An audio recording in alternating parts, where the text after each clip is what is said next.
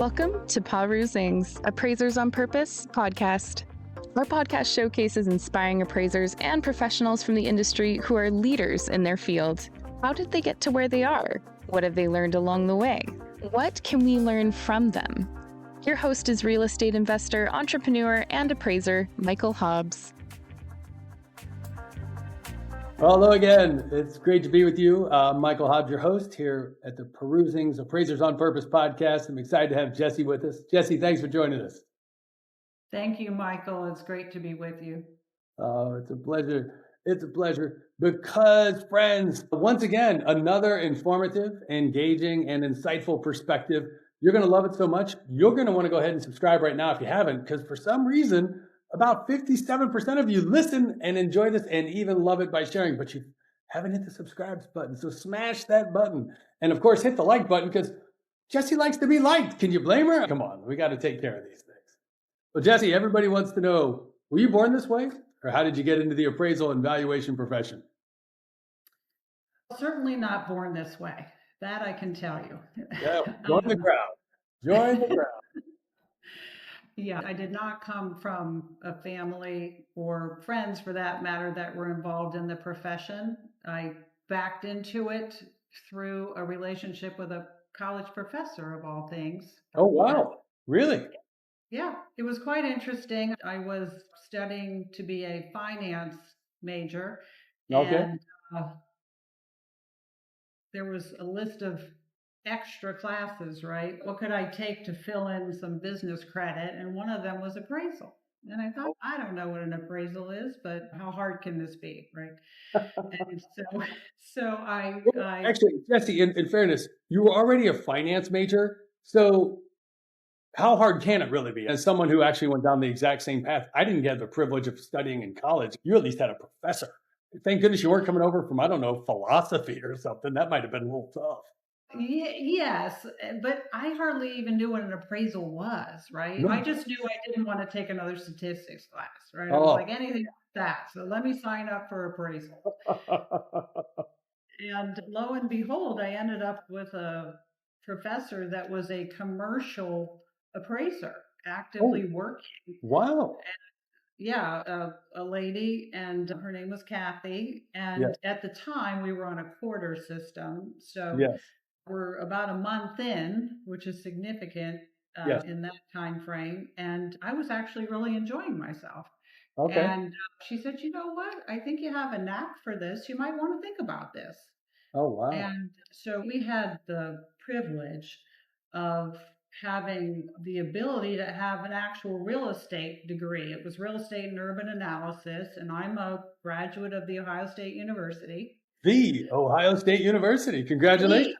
Yes, and it wasn't the back in the day. I'm that old that I'm prefix, but anyhow. And it was one of the few schools I had come to find out that had an actual program for real estate. And the benefit of that was all of our instructors were working appraisers out in the marketplace. And she was one of them. And fast forward to now, and things have evolved since then for sure, but that's how it all started. So are you actually a university graduate who went into a profession that you got a degree for? Yes. Yes. That's amazing. Aside from the people that go in accounting or architecture or pre-law or medical, but so many people, they go into this general, I'm going to study business. Like, what are you going to do? I'm like, I don't know. I'm going to get a job. But you actually had a professor who was a practicing commercial appraiser. And I could only imagine the richness of the stories that your professor got to share, as opposed to we're reading a case study out of a book and we're talking about this hypothetical building that does a whatever. And literally, we were here and this happened and here's what's going on and here's the city council or whatever other constituents might have been associated with the assignment. 100%. And that's what made it so enjoyable. And I think outside of the mortgage law professor that I had, everyone else was out actively working. and all of the different genres within appraisal and the different classes that I needed to take were all being taught by active working appraisers. And I eventually ended up interning for a husband and wife team out of Columbus. He was an MAI, and his wife at the time was an RM, because this was I'm old enough to tell you that this was right when the Appraisal Institute was forming and they had the merger, and an RM became an SRA. But at the time, she was an RM, and so I interned while still in school. And boy, was that. And I realized the blessing of it at the time, but not quite the full impact until many years later, when I could look back and be so grateful for the knowledge that she shared with me and the red pen that would come out. You're like, oh, no, not more of that. They're like pouring human blood on the report. Oh my goodness. Is there anything left? It's all covered in red. That's certainly what mine looked like, for sure, as a student. Mine too. But how grateful I was many years later. Wow, I really was taught and the fundamentals and was held to account to be better. And yeah, it was really a cool thing, actually. I thoroughly enjoyed it. That's wild. So you intern with a husband and wife. Did it go on to employment, or is that just where you got experience and then you graduate and you went on to somewhere else? I worked for them for 2 years, interning, and then a little bit thereafter, because it started out obviously in the days of running to the courthouse to look up microfiche records. Real data.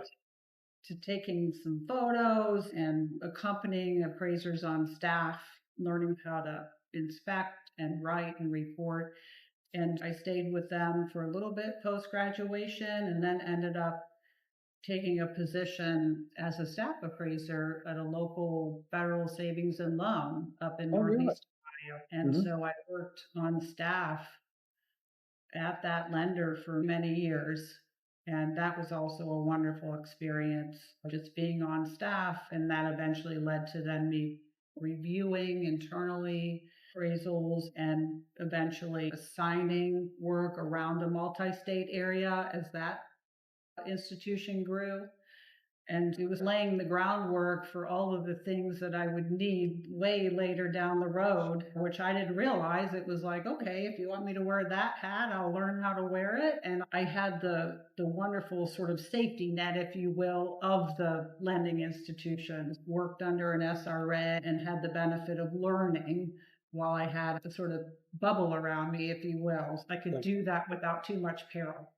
What a wonderful opportunity you were immersed into, and having not just an internship, but ultimately 2 years getting to work with professional appraisers. What was it like if you kind of put yourself back in that environment? I'm making an assumption, a little visual in my head popped up. It's as though you went to work for your parents, but they just weren't your parents. They were somebody else's parents. They were like my parents, but much cooler at the time. Right. All right. You don't hear too much of that. They were cool. Appraisal and appraisers are cool. So tell us. They were. There's probably some older members of the audience that might be listening that would remember Casey Hamilton. Oh, yeah. Yeah, he was the MAI. Oh, wow. Oh my gosh, what a wonderful human being he was. So smart and just really fun. We would wrap up the week. They had an office in the German Village area of Columbus. Yes, such a great spot, and everybody would share a beer and an appetizer on Friday night when we were all done, and kind of hash over all the crazy things that happened that week. And it was wonderful. It really was. That is an amazing experience, and what a phenomenal professional to get to learn under. Casey Hamilton, as one of those titans of industry. He was wonderful, and his wife, Maggie, obviously a lot of folks are familiar with Maggie. Yep. She was very heavily involved in the Appraisal Institute and the foundation. She was my red pen, overseeing how I would attempt to produce a credible report. And again, just a true professional. They were loads of fun to be around as well. It was such a great mix to learn and just have them be my wingman, if you will, and then just have that wonderful relationship as well. So very blessed. And we're going back, obviously, a couple decades, different technologies, still more processes, just you had different things you had to rely upon. How did you spend the majority of your internship? Because there are people these days that still come into the profession through, say, internships or post college short-term work experiences that could turn into something longer. What was the activity during the internship, and how did that change during your 2 years before your next opportunity came along? Yeah, you know what, Michael, that's such a great question because I think it is important. It's just like anything, I think, but they were intentional about me understanding the fundamentals and really getting the facts straight. So obviously we weren't online, right? There was no internet, Absolutely. but it was important that I go and do my research and due diligence at the courthouse, that I pull appropriate records for whatever property they were working on, and do the actual homework and due diligence of gathering data for whatever properties I thought might be relevant to what I was working on. So I wore a bunch of hats. It started out in the beginning where I actually would go and help just pull and curate data for Casey on the commercial side, and then pulling any type of deed work I needed to, or surveys, all of that. And then on the residential side, just pulling the data. And then, of course, combing through the old MLS books and just pulling and putting together data and making sure that I had the facts correct on both the subject property we would be working on as well as any data for comparables that might be relevant. And so that was a lot of what I did in the beginning. Yes. It's important to understand. If you don't have the facts straight, then the opinion component goes out the window, right? Yeah. Just a number guy. So that was instilled in me from the get-go, and I think it's so helpful to this day. And so I think anyone that's entering the profession or trying to get better, hone their skills, is make sure that the story you're telling with the facts is correct. Yep. And you've got to have your facts straight, and then that enables you to provide a better analysis on the data that you're pulling to support whatever opinion you're trying to develop. I did a lot of that. I would go along with different appraisers on their staff on the daily and observe how they would inspect and gather data. And then, of course, ride along. And I was, of course, the gopher for taking the film roll into the camera and sorting through all the photos and being bummed out when one was blurry and you're like, oh, darn it, now I got to go retake that photo, all of those kinds of things. So I spent a lot of time doing that to eventually, by the end of the 2 years, being able to produce a report and have it fine-tuned by whoever my supervising appraiser was to eventually get it out the door. So yeah, it started all though in emphasizing on getting your facts straight. Yep. Get the facts straight is the key. Can't build a tall tower on a weak foundation. This is true. That is such a great point. At such a young tenure in your career, you moved out of field work and you had an opportunity to go work for an SNL. What prompted you to leave the environment of working with the Hamiltons and go away? Well, they had the SNL had a training program.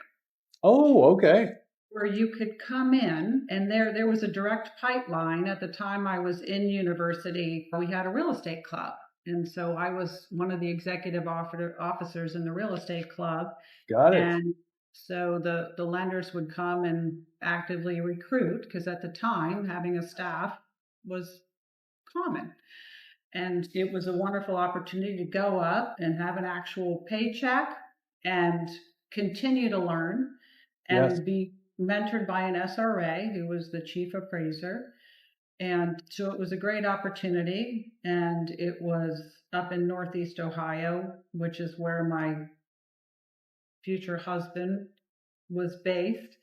And so it was a win-win all the way around, and ended up, being a great experience as well. And that SRA I worked for, his name was Jim Prosek, and he continued just the wonderful mentorship and sharing of knowledge and just expertise, daily war stories, right? Which really is just as important in the learning process as anything.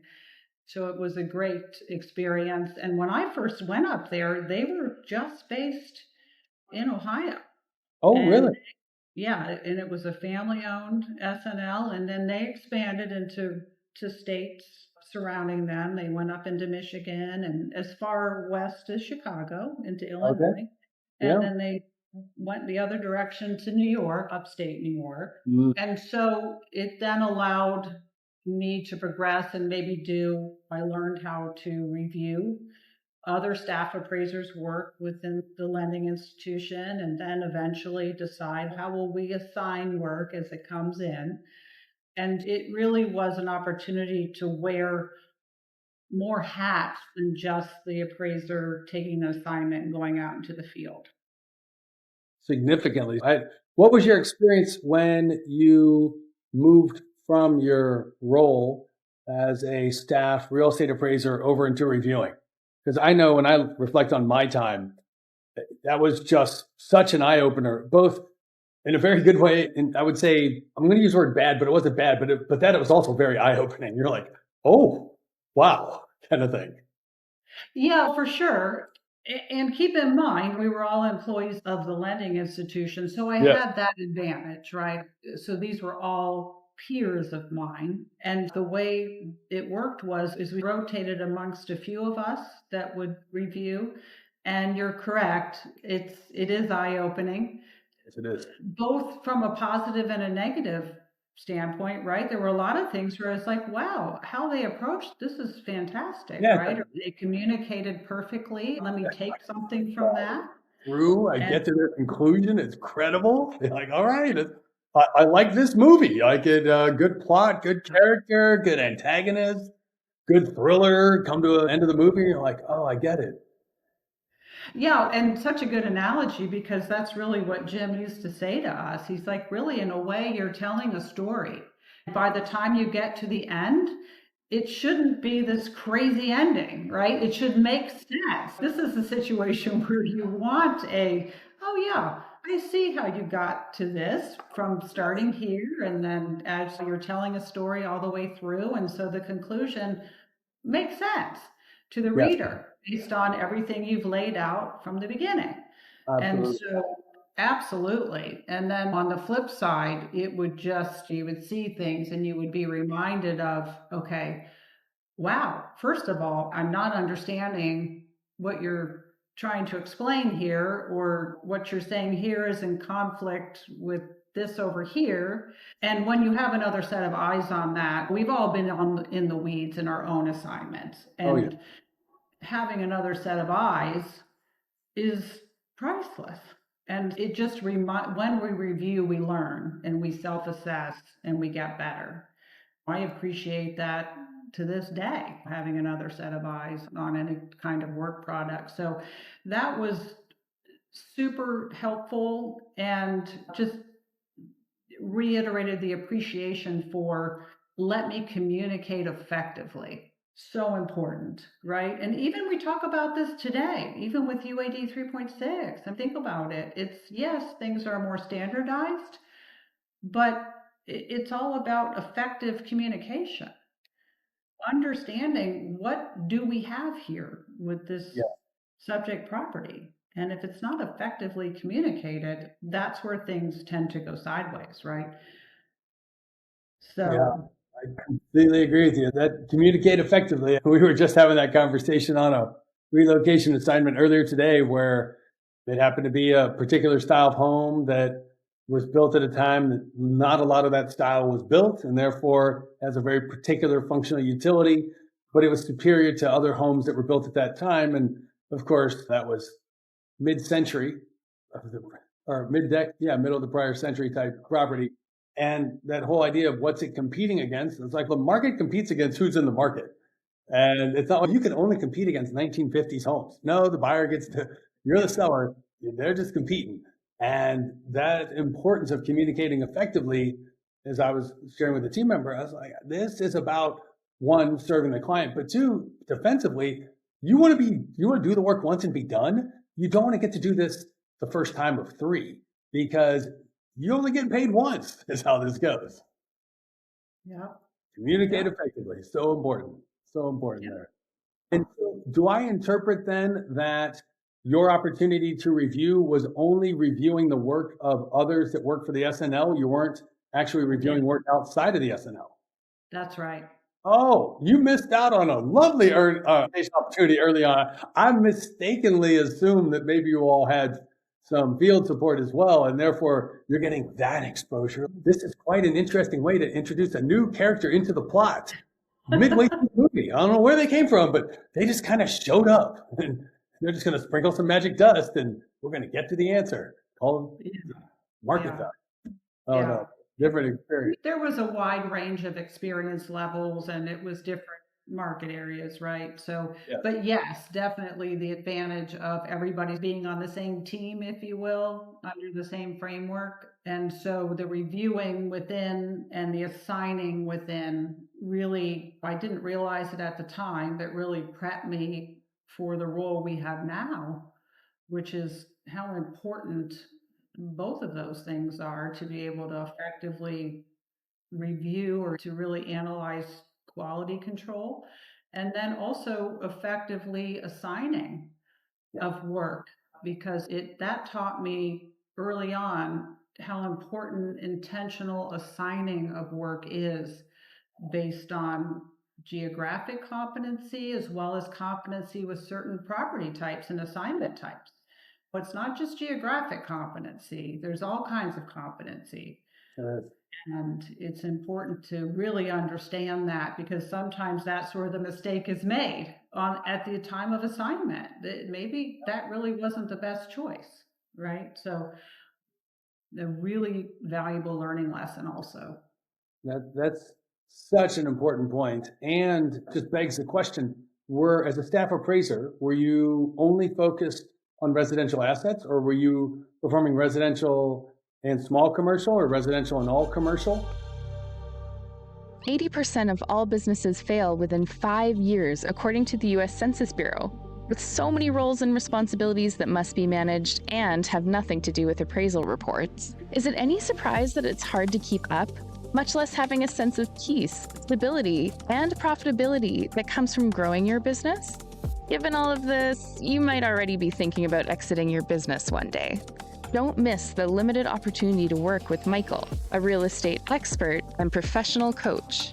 He has worked with more than 300 owners and entrepreneurs to find their highest and best use by solving problems that reach their most important goals. Compress decades of learning into days by working with Michael. Michael is famous in real estate and business coaching. With his help, you can accelerate your growth, increase your quality of life, and earn more money, all while ultimately doing less. Michael helps you not just grow your business, but also find new purpose in it and in your life. If you're ready to take control instead of being controlled, contact him on LinkedIn or email him at michaelh@paru.com. I was just tasked on the residential side at that time. Yes. Yeah. But they obviously, all different loan types, vacant land to construction to, purchase, et cetera. So a variety of assignment types, but just residential. And to your point, it's so easy to group everything as just residential. Yes. Condominium's not a starter home. That's not one of those luxurious properties. It's not something on a significant amount of acreage. It's not a 2 to 4 unit property, which it's residential. I'm like, it's totally different. all those different components. And then they're like, oh, it's land. How hard can it be? I'm like, probably some of the hardest stuff you do is land. Yes, 100%, no doubt. Yeah, absolutely. Land can be some of the most difficult assignments for sure. Yeah. Lots of differences there. So, yeah, just understanding and appreciating different skill sets and competencies and how important it is to be intentional with assigning and managing work from that standpoint. It seems like a very simple concept, but it's amazing how often I think that gets overlooked. Yes. So those bundle of rights, they matter. They really do matter. You mentioned having this opportunity to be at what started out as a local savings and loan, and then they expanded geographically. Obviously, that brings you into different markets, different market dynamics, trends, what have you, moving from being a staff appraiser to moving into review and then moving into assigning. What what is that like for those that have never worked at an actual bank, not an appraisal management company, not a private lender, but like in true banking environment? It's a different beast. It is, and I think that also I learned to appreciate the challenges on the lending side because we shared space on the same floor with sales production, with loan officers and so forth. And so to understand the other side of the fence and the challenges that they faced with working through a loan and what the regs were and the requirements and being able, we had those conversations in that setting in terms of doing a lot of custom construction work and understanding the different dynamics and documents that would be needed and how important that was, and having them, the lenders on the LO side, be clear with having all their documents together and why that was important. Don't send something over to the appraiser side until you've got all of that in line, because we can't really help you effectively until we've got all of those pieces and parts. And Yes, then them understanding the challenges on their side, working with borrowers, different loan programs, and how that would change absolutely. requirements and so forth. And so I think fast forwarding, that gave me that appreciation that they've got their own set of challenges and their Mhm. own of folks to answer to. Yes, And as appraisers, we really need to understand and appreciate that. And so again, it goes back to this collaboration, that we're not in a silo and we yes, understand that they've got their set of challenges and we can work together to produce a credible report, very right? much. And it's hard to do that if they're not understanding our challenge and giving us what we need to do our job well. And so it was just organic creation of that empathy to, you've got your battles, we've got ours, and let's understand that and see if we can't work together as best we can. That's a much broader perspective than I know in the time when I first joined the industry, how narrowly it was just focused on here's a client, here's a need, meet the timeline, and don't screw it up. As opposed to here's all the people who are depending on your work, not just that one that sent over the request, and getting to be on the Yeah, banking side. Quite a different exposure. absolutely. And I was always amazed when I moved beyond the being on staff at a lending institution, how many appraisers independent out there had no idea what happens to their report once they hit send. None. And if you don't understand that, that's going to change really your thought process and how you produce your report, right? Yeah, it's really quite interesting. There was a lot, I was sheltered in a way, right? Because I lived and worked in that bubble on staff for so many years. I didn't have the exposure to working. You hear a lot of appraisers talk about how they suffered after the great financial crisis and having singular brokers be their only clients. And so I really was sheltered in that sense because I didn't fully understand and appreciate that. I hadn't been exposed to it.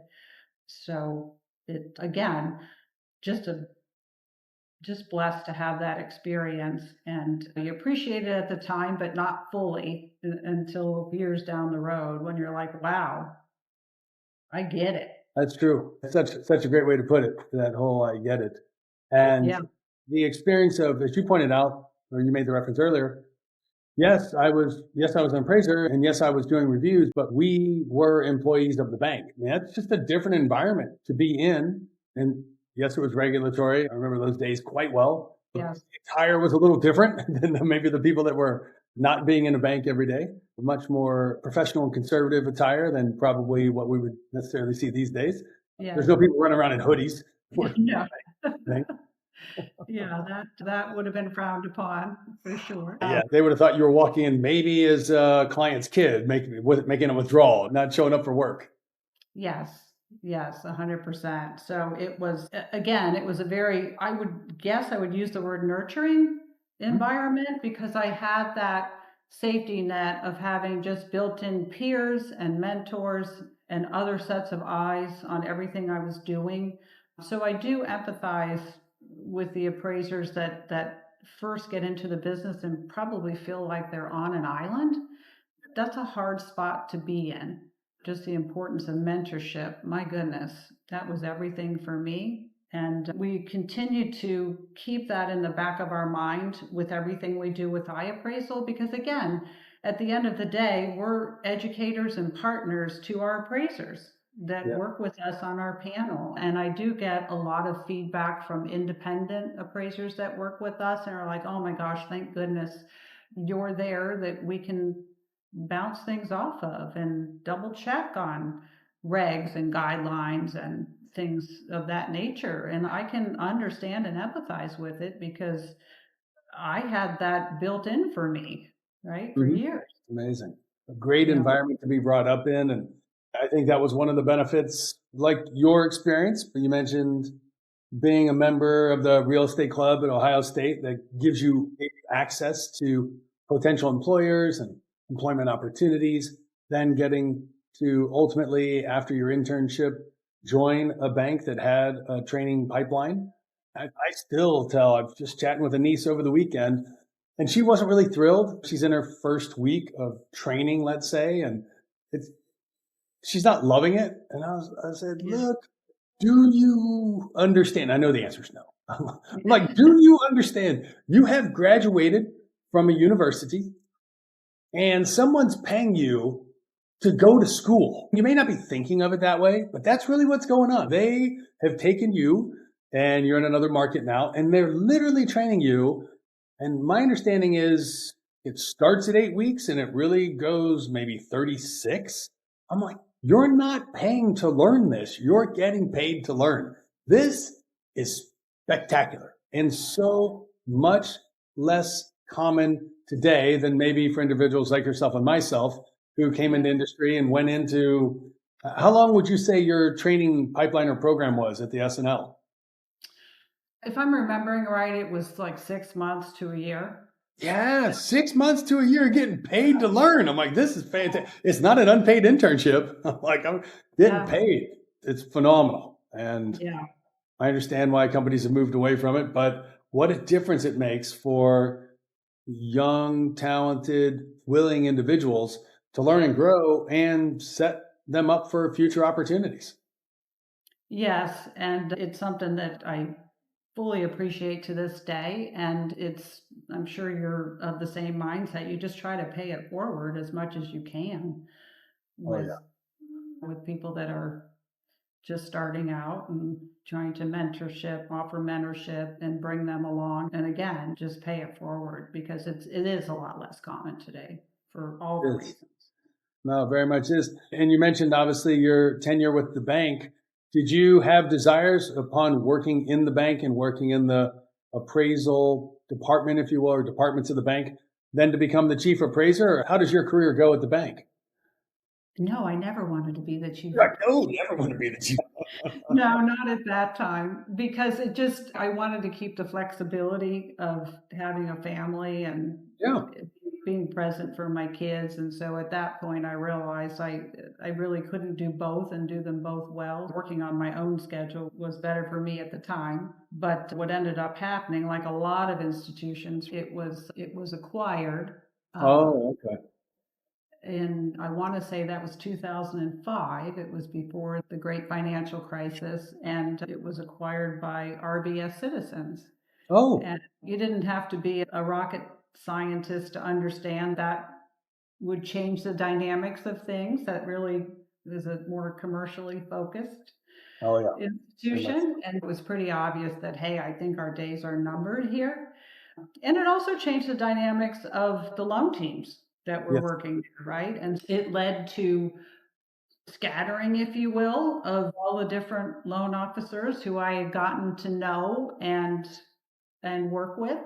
And they essentially did just that, right? They scattered. And when our department was shut down, it was a choice of, do I hop on at a different lending institution, or maybe this is the time for me to give it a whirl and start my own company? Oh, And you kind of take a leap of faith, and it's like, if this doesn't work out, I could do A, B, or C, right? So that really forced, I think a lot of us, that's what happens, right? There's that certain catalyst that sort of forces you to make a move that you might not otherwise have made making. And it did really force me to make that decision. And so I had enough established relationships that when these folks scattered, I thought these will be my clients, and I will start my own independent company. wow. And so I did.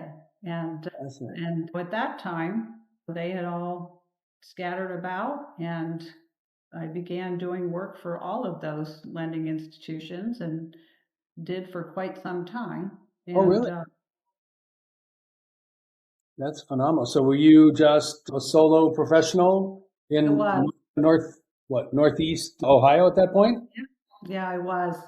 Oh, So wow. it really, again, was perfect timing for me because I was able to do all the things as my kids were going through school and be present for all of that and still be able to work in the field every day and run my own schedule. And so it was great timing for that. And again, when you're solo then on your own, that's a whole another set of learning experiences and challenges. But that was a great time as well. And I ran my own appraisal and consulting company up there for, gosh, 7 or 8 years Oh, before I ended up coming down to Texas. you left Ohio? They allowed you to leave? Oh my goodness. Yeah, Oh, yeah. Again, another sort of leap of faith, but again, you just have to put it on a scale and say, what's the worst that could happen if my move fails somehow? And I had good client relationships and knew I could come back and dial in back in there if I needed to. But I think all of us hit a certain plateau at mhm. a certain point, and it's okay, what am I going to do next? And I really had hit a ceiling and couldn't expand on what I might otherwise do. And Got it. I ended up relocating to Texas and taking on another challenge and opportunity. Why? What had you leave Northeast Ohio to go to Texas? My brother had been living in Texas for quite some time. He was Oh, over in the Houston area. yes. And he's the one that said to me, he goes, you've got to get down to Texas. I absolutely love it. He's like, but if you have a chance, you should go to Austin. Oh, really? It's like, okay. And after visiting, I was like, yeah, you're right. I love Austin. What is this? This is 95, 2005? What kind of timing? That would have been in 2012. Oh, okay. So after the recession. Yeah. Yeah. Uh, No, I ran my business up in in Northeast Ohio for quite some time, managed it through the recession, did a lot of direct work for Fannie Mae at that time. Oh, that's a good experience. Right? Because you have to adapt to, again, solving a problem and filling a need. And so obviously that shifted a little bit after 2007 and 8, but again, all good experience. But yeah, just the challenge of coming down to Central Texas and helping another SRA grow a firm. Oh, wow. And it was good timing because things were really starting to accelerate in Texas. And I knew that the growth pattern was on a different trajectory than it was up in my market. So You've got to be kidding me. You mean someplace grows faster than Northeast Ohio? I know. Jesse, I am just shocked to hear that. I know. And it's hard to leave though, because again, this is a relationship business. And still to this day, I'm in touch with a lot of those folks that I used to work with. And so it's not an easy thing to do in that sense, where you're walking away from really great relationships. The growth trajectory was obviously pretty bright and pretty positive in Central Texas. Made the move. Yeah, so you make the move. I heard you say you get an opportunity to work with an SRA and grow the firm. Given all the work that you've done at the bank, did you come in more as like a COO to help run the company, or were you more like an appraisal management standpoint, or were you just jumping back into the field and learning about red ants and scorpions in Austin? A little bit of all of the above, Okay. but definitely jumping in and being out in the field on the regular. Okay. And working through a lot of complex assignments and properties that we have here in Austin and Central Texas, and learning the different dynamics of this market. It is different for sure. Right. Yeah, and just being in the thick of it together and growing that firm. And to this day, I think it's the largest firm, and it's certainly in Central Texas, and one of the larger firms in Texas. I would say that we were pretty successful. Sounds like you were successful. They sprinkle a little Jessie on it, and all of a sudden it just grows, is what I keep hearing. Seems like opportunity after opportunity.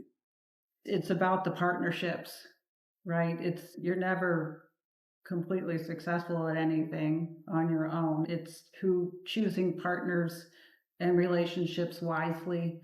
And I certainly benefited from that. Everywhere along the way, I learned, and I was the benefit of other people's knowledge and guidance. And I think it's just important to just be a sponge at whatever phase of life you're in and continue to learn. Yeah. I think that's fantastic. It's something else.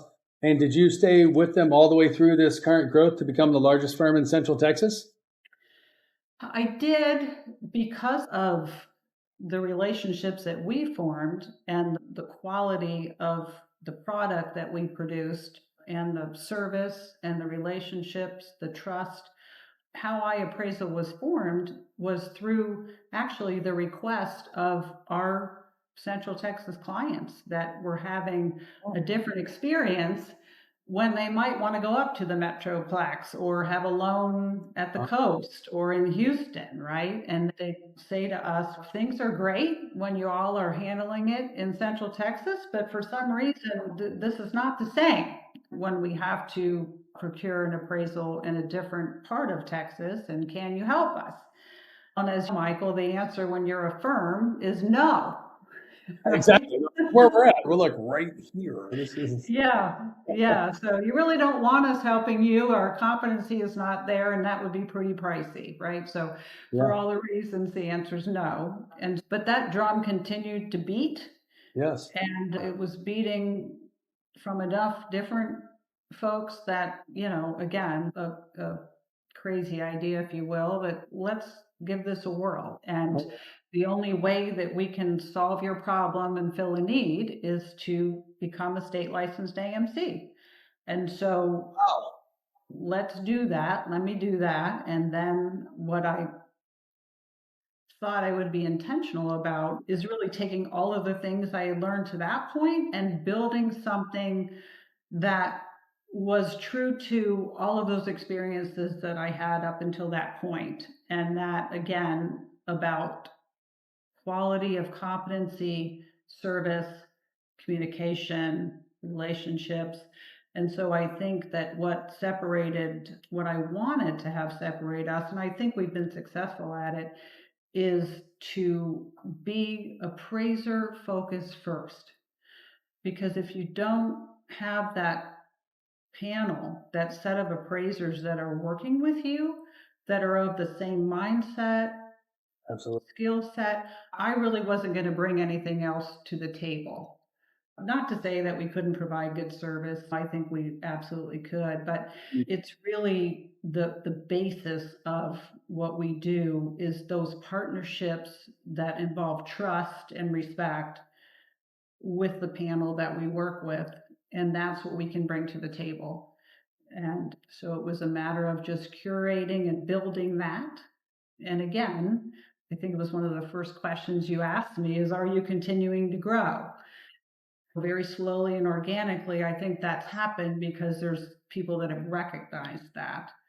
And so even when they get an answer that they don't like, there's a respect for it because they understand it was done in a competent manner. And it's not a matter of, geez, was this somebody that maybe shouldn't have completed this assignment because they didn't have the skill set or the competency? And I think when you can trust that the answer is they did, then even if that bottom line number isn't something you like, you can respect it because of the manner in which it was completed and the appraiser that's completing the assignment. They're good at what they do. Amazing. But what a full circle moment to go from being someone who was a finance major and had some electives that you were required to take, and you get to choose, of course, because they were electives, starting out with appraisal and come full circle moment to actually being a independent appraisal, AMC, as you referred to it. I'm sorry. Do I have that correct? I want to make sure I pronounce it correctly. Yeah. iAppraisal is how you refer to it. Yeah. That's phenomenal. What amazing. So as you look ahead over the next 3 to 5 years, what are you excited or upbeat about in terms of your firm, the industry's future? I would say really just continuing to grow and expand the relationships that we have. It seems like one of the best days or moments of the week that I have is when I get to introduce or get to meet someone new, right? That excites me. There's a lot of appraisers around. Texas is a big state, and I will meet an appraiser organically through a referral or a conversation and get to speak with them. And I'm like, oh my gosh, this is fantastic. You're going to be a great partner, and I love your story, and I love the skill set and the level of knowledge that you bring, and the fact that we have a lot of panelists that are educators out in their local marketplace, right? They're showing up at their MLS board, educating every day. Yes. And so to continue to build that is really in the plan and something that I'm very intentional about, just continuing to enhance what we have to offer, which again, the basis of it is our panel. And then finding those like-minded clients that appreciate what we're bringing to the table. And they're out there. And again, that becomes something that organically grows and manifests itself. Sometimes it comes out of nowhere, right? And you're like, wow, how cool. I didn't know you yesterday, and today we do, and this is great. That's really the goal, is just to continue that organic building and refining of what we've been doing.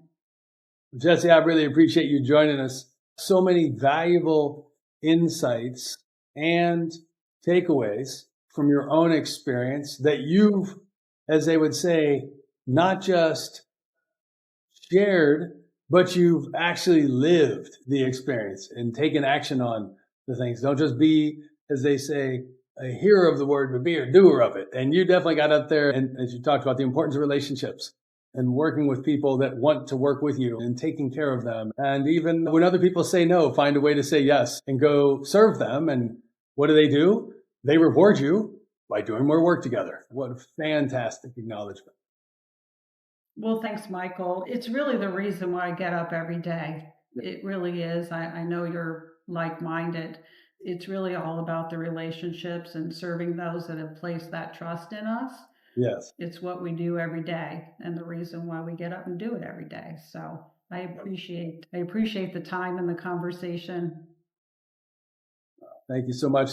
Jessie, I appreciate you joining us for this episode of Perusing's Appraisers on Purpose podcast. And friends, thank you for joining us. And if you haven't by now, I can't understand why you wouldn't, but definitely like this episode. And of course, subscribe. And of course, share it, because as you heard, Jessie's in Texas and it's growing.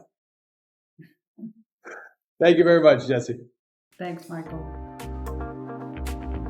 Thanks for listening to this week's episode of Perusing's Appraisers on Purpose. We hope you enjoyed learning from the amazing professional paths and achievements of our beloved guests.